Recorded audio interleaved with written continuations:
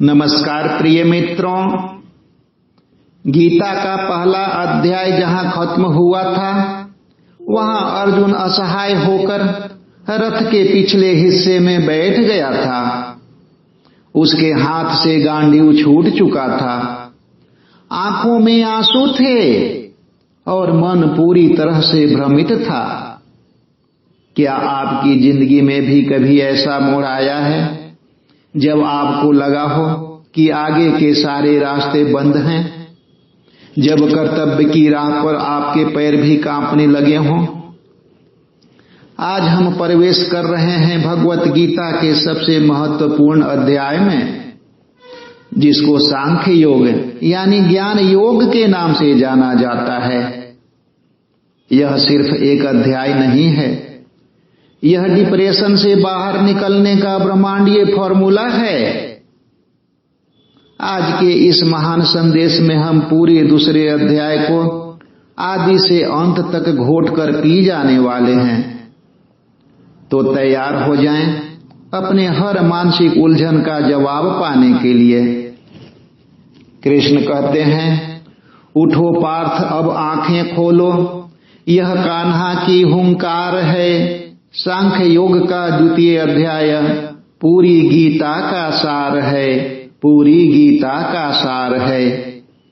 रोते हुए उस अर्जुन को जब जग के स्वामी ने जगाया, अमर चेतना का वो पावन सत्य सनातन समझाया, सत्य सनातन समझाया। छोड़ के रण तुम भाग रहे जो, योद्धा का यह काम नहीं। संकट के इस महाकाल में शोभा पाता नाम नहीं, शोभा पाता नाम नहीं। देख दशा अर्जुन की केशव, मन ही मन मुस्काए थे। कायरता का त्याग करो तुम, तीखे शब्द सुनाए थे, तीखे शब्द सुनाए थे। मित्रों, भगवान श्री कृष्ण यहाँ अर्जुन को सांत्वना नहीं दे रहे हैं, वे सीधे अर्जुन के स्वाभिमान पर चोट करते हैं। वे कहते हैं, हे अर्जुन, इस संकट की घड़ी में तुम्हारे भीतर यह कायरता आई कहां से? यह व्यवहार न तो किसी श्रेष्ठ पुरुष का है, न ही इससे तुम्हें स्वर्ग मिलेगा और न ही इससे किसी प्रकार का यश मिलेगा। हे अर्जुन, तुम इस नपुंसकता को प्राप्त मत हो। तुम्हारे दिल की यह जो कमजोरी है, यह तो हृदय की दुर्बलता है। इसे त्यागो और उठ खड़े हो जाओ। कृष्ण कहते हैं, यह हृदय की दुर्बलता त्यागो, यह वीर पुरुष का काम नहीं। उठ खड़े हो जाओ रण में, अब रुकने का कोई नाम नहीं, अब रुकने का कोई नाम नहीं। दोस्तों, जब हम डिप्रेशन या तनाव में होते हैं तो हमें ऐसा लगता है कि हमें कोई सहलाए, हमारे रोने को कोई सही ठहराए। लेकिन कृष्ण यहाँ सच्चे गुरु हैं। वे कहते हैं कि विपरीत परिस्थितियों में रोना, बहाने बनाना और मैदान छोड़कर भागना कोई महानता नहीं है, बल्कि यह तुम्हारे दिल की कमजोरी है। उठो, लड़ो। अर्जुन अब कृष्ण के शरण में चला जाता है और कहता है, मोहग्रस्त है स्वभाव मेरा, धर्म अधर्म का ज्ञान नहीं। क्या है हित कर मेरे हित में, सूझ रहा कोई मार्ग नहीं, सूझ रहा कोई मार्ग नहीं। शीश झुकाकर शरण में आया, मैं अब शिष्य तुम्हारा हूँ। दिखलाओ सच पथ मुझको, मैं तो स्वयं से हारा हूँ, मैं तो स्वयं से हारा हूँ। अब अर्जुन को समझ आता है कि तर्क वितर्क से काम नहीं चलेगा। अर्जुन कहता है, हे कृष्ण, कायरता रूपी दोष के कारण मेरा स्वभाव नष्ट हो गया है।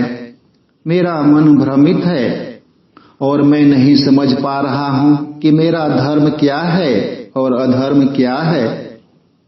मैं आपसे पूछता हूं कि जो मेरे लिए निश्चित रूप से कल्याणकारी हो वह मुझे बताइए।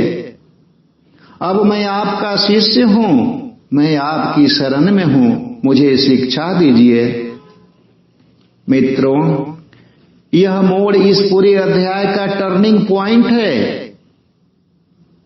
जब तक आप यह सोचते रहेंगे कि मुझे सब पता है, तब तक आप कभी नया ज्ञान नहीं सीख पाएंगे। जैसे ही अर्जुन ने कहा, मैं आपका शिष्य हूं, मेरा मार्गदर्शन कीजिए, वैसे ही भगवान श्री कृष्ण ने गुरु का रूप धारण किया।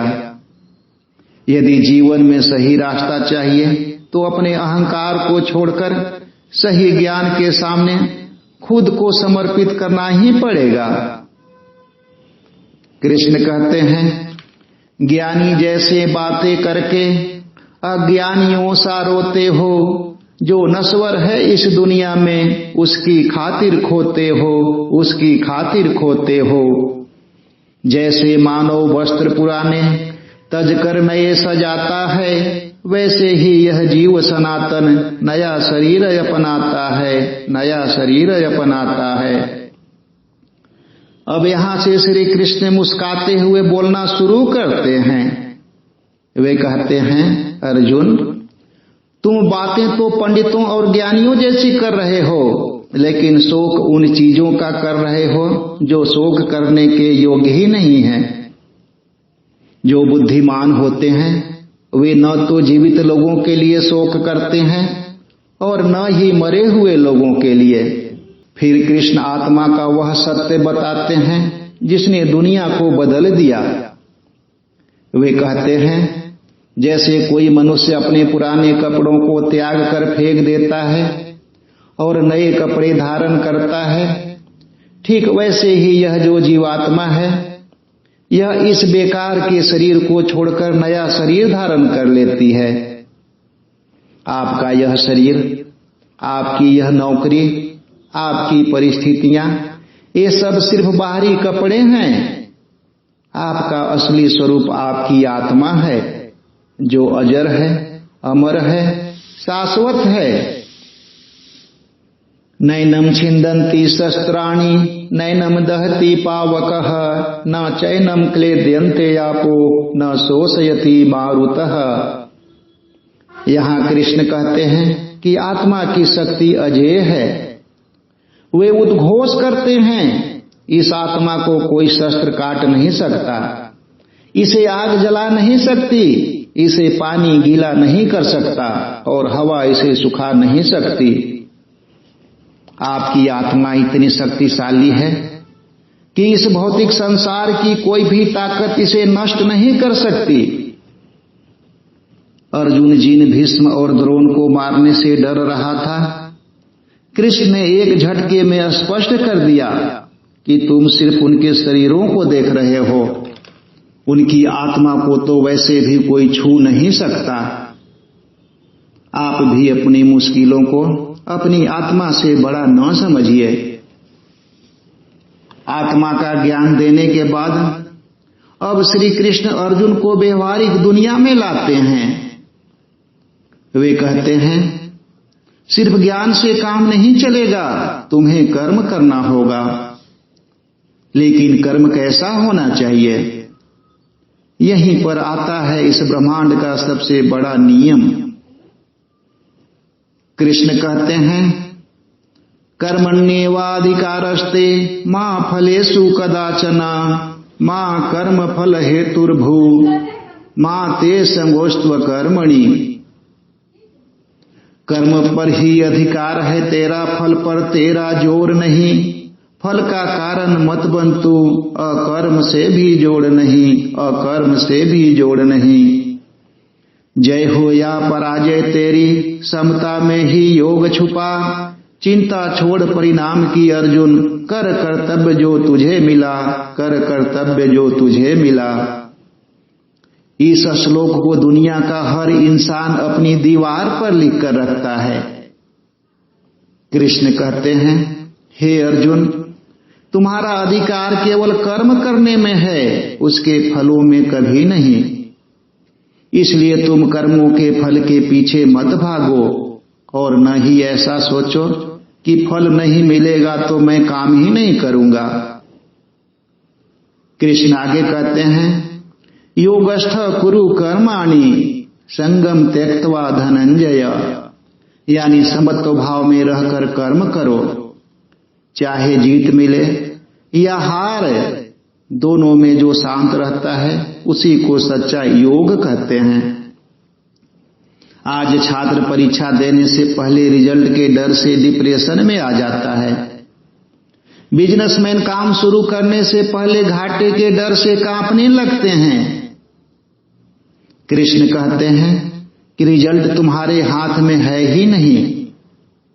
जब तुम फल की चिंता करते हो तो तुम्हारी ऊर्जा डर से बर्बाद हो जाती है। अपनी पूरी 100% ऊर्जा सिर्फ काम में लगा दो, परिणाम अपने आप सर्वश्रेष्ठ आएगा। जब अर्जुन यह सब सुनता है तो उसके मन में एक बड़ा व्यवहारिक सवाल उत्पन्न होता है। वह पूछता है, हे कृष्ण, उस इंसान की पहचान क्या है जिसका दिमाग हर परिस्थिति में शांत रहता है? वह कैसे बोलता है, कैसे बैठता है और कैसे चलता है? अर्जुन के इस सवाल पर कृष्ण जो जवाब देते हैं उसे गीता में स्थित प्रज्ञ कहा गया है। छोड़ दे जो हर लालच को, मन में जिसके कोई चोर नहीं, सुख दुख में जो रहे समान, जिसका दिल होता कमजोर नहीं, जिसका दिल होता कमजोर नहीं। सुख की चाह न भय का साया, राग क्रोध से जो मुक्त हुआ, स्थिर बुद्धि उसकी अर्जुन, जो हर हाल में शांत हुआ, जो हर हाल में शांत हुआ। कृष्ण कहते हैं, अर्जुन, जब कोई व्यक्ति अपने मन की सारी इच्छाओं को त्याग देता है और अपनी आत्मा में ही संतुष्ट रहता है, तब उसे स्थित प्रज्ञ यानी स्थिर बुद्धि वाला कहा जाता है। जैसे एक कछुआ संकट आते ही अपने सारे अंगों को अपने खोल के भीतर समेट लेता है, वैसे ही एक बुद्धिमान व्यक्ति अपनी इंद्रियों को बाहरी दुनिया के आकर्षणों और विकर्षणों से समेट लेता है। वह न तो तारीफ सुनकर हवा में उड़ता है और न ही बदनामी सुनकर डिप्रेशन में जाता है। लेकिन एक आम इंसान का मन क्यों भटकता है? कृष्ण ने दूसरे अध्याय के 62वें और 63वें श्लोक में पतन की एक पूरी चेन समझाई है। विषयों का जो ध्यान करेगा, आसक्ति मन में जागेगी, आसक्ति से जगे कामना, जो न मिली तो क्रोध जागेगी, न मिली तो क्रोध जागेगी। क्रोध से पैदा होगा भ्रम, भ्रम तो बुद्धि नाश करे, बुद्धि नष्ट हुई जिसकी, वह खुद का ही विनाश करे, वह खुद का ही विनाश करे। कृष्ण कहते हैं कि विनाश की शुरुआत बहुत छोटी होती है। जब आप किसी बाहरी चीज के बारे में बार बार सोचते हैं तो उससे अटैचमेंट यानी आसक्ति हो जाती है। आसक्ति से उसे पाने की तीव्र इच्छा यानी कामना पैदा होती है, और जब वह इच्छा पूरी नहीं होती तब भयंकर गुस्सा आता है, क्रोध आता है। क्रोध आने पर इंसान विवेकहीन हो जाता है और विवेक खोने से उसकी यादाश्त नष्ट हो जाती है, और जिसकी यादाश्त नष्ट हो गई उसकी बुद्धि का नाश हो जाता है, और बुद्धि का नाश होते ही इंसान पूरी तरह बर्बाद हो जाता है। तो दोस्तों, चाहे कोई नशा हो, गलत संगत हो या कोई बुरी आदत, उसकी शुरुआत सिर्फ एक बार सोचने से होती है। इसलिए आप अपने विचार को खुद अपने चौकीदारी के अंदर रखिए, अपने विचारों के चौकीदार खुद बनिए। तो प्यारे दोस्तों, आज के इस दिव्य संदेश में हमने गीता के दूसरे अध्याय का पूरा सार समझ लिया। हमने देखा कि कैसे कृष्ण ने अर्जुन को कायरता से उठाकर कर्म की राह पर खड़ा किया। कृष्ण कहते हैं, हे अर्जुन, यह जीवन केवल कर्म का मैदान है, जहां तेरा अधिकार केवल कर्म पर है, फल पर नहीं। जो सुख दुख, लाभ हानि और जय पराजय में सम रहता है, वही सच्चा योगी है, वही स्थित प्रज्ञ है। आत्मा न कभी जन्म लेती है, न कभी मरती है। वह शाश्वत, अजर और अमर है। इस सत्य को जानकर जो मोह और भय से मुक्त हो जाता है, वही जीवन के परम उद्देश्य को प्राप्त कर पाता है। इसलिए उठो, अपने कर्तव्य का पालन करो, फल की चिंता छोड़कर निष्काम भाव से कर्म करो। कर्म ही पूजा है, समत्व ही योग है और आत्मा ही सत्य है।